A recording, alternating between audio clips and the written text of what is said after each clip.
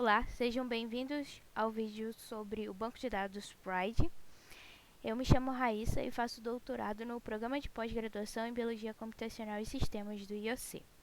Bom, para começar eu vou falar de modo geral sobre o banco.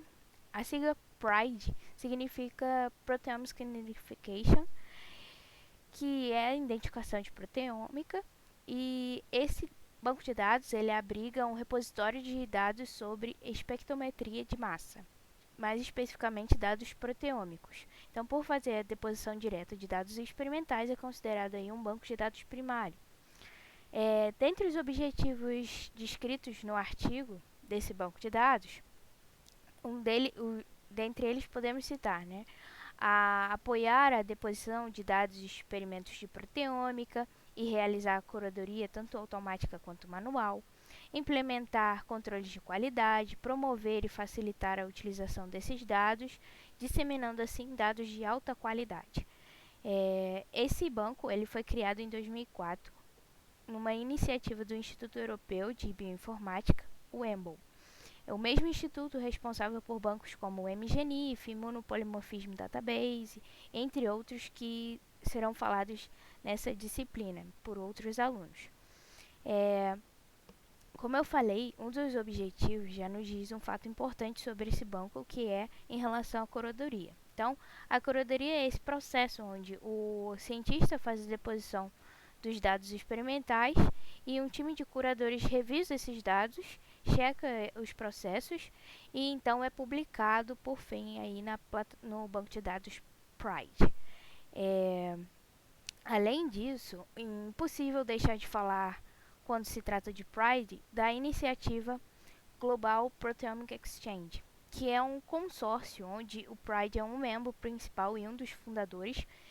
E esse consórcio ele tem o objetivo geral de padronizar o envio de dados e a disseminação desses dados de proteômica em todo o mundo. Então, esse consórcio aí é formado por alguns grupos como o Massive, que é de San Diego, na Califórnia, o iProx, que é da China, o JPost, que é do Japão. Então, existem aí alguns membros ao redor do mundo desse Proteome Exchange. Além disso, existe também uma biblioteca de experimentos envolvendo peptídeos, dando uma pista de que esse banco não envolve só dados de proteômica, mas também de peptidoma. Bom, agora que a gente viu um pouco das informações gerais, vamos para o site. Aqui no site a gente vê que ele está sob domínio do EMBL, né?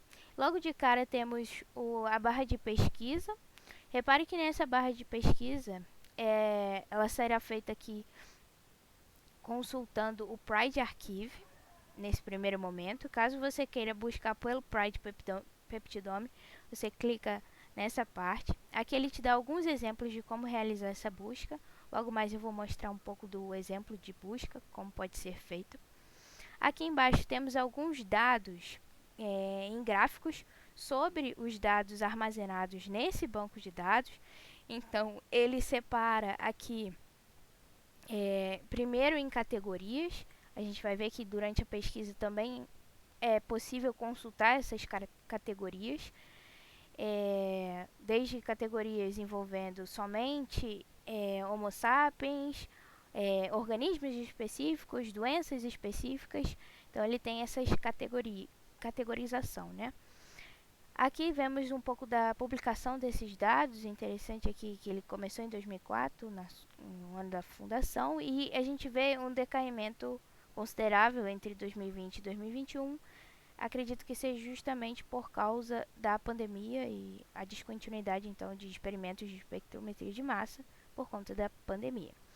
Aqui ele separa também os seus dados armazenados de acordo aqui com algumas categorias. A gente pode selecionar, por exemplo, aqui que eu selecionei é doença, onde a gente vê que a maioria dos seus dados é referente a câncer. Logo abaixo a gente tem algumas evidências dos dados de espectrometria de massa, números de dados de proteína, de peptídeo, e esse PSM é um tipo de score atribuído, um tipo de pontuação atribuída para peptídeos específico em espectrometria de peptídeos. E aqui a gente tem um pouco sobre os países que mais depositam dentro do Pride. A gente vê que tem aqui um número considerado, o maior é o dos Estados Unidos, e também há grupos brasileiros depositando nesse banco de dados.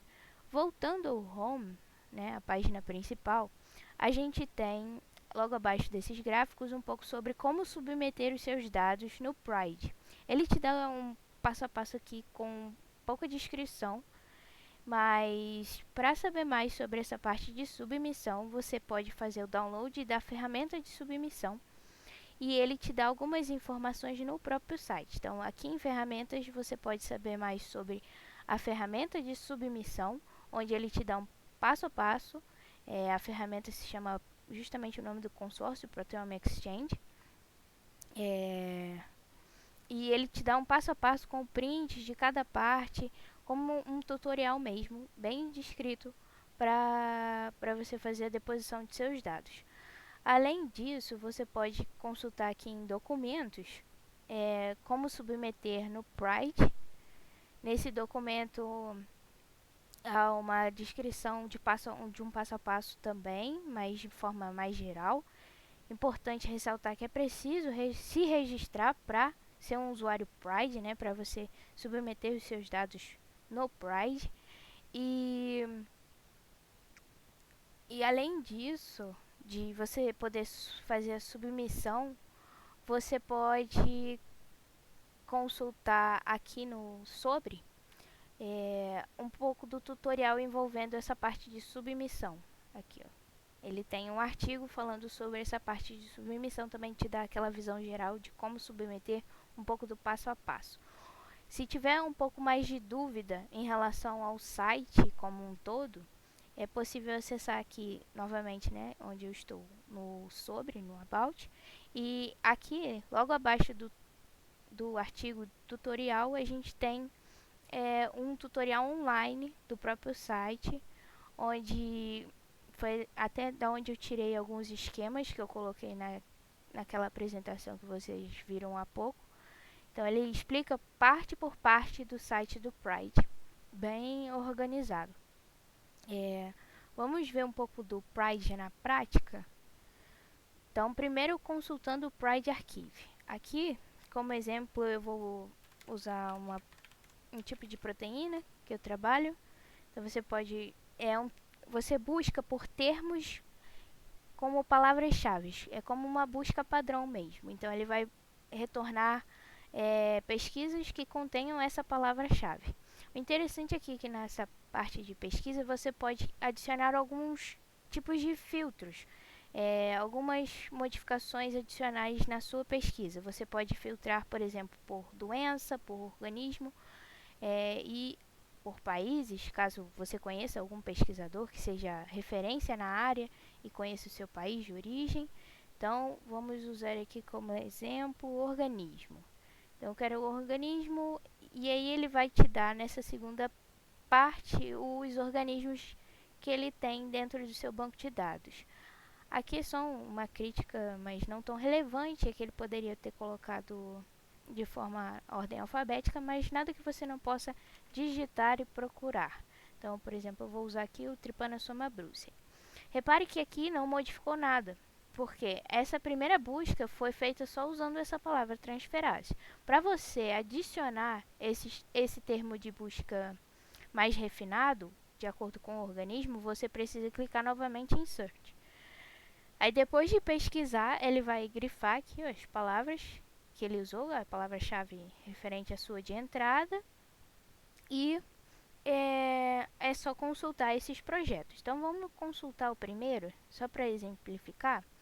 Aqui ele te dá um ID padrão de banco de dados, é um ID do próprio Pride.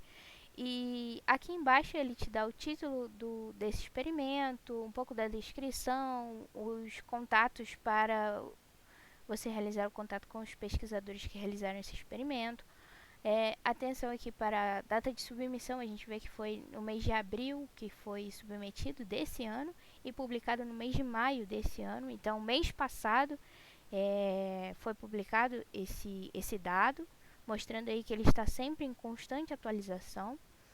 A gente vê que aqui teria uma publicação relacionada, um artigo relacionado. Então, como acredito eu que como é muito recente, ainda não tenha saído o artigo.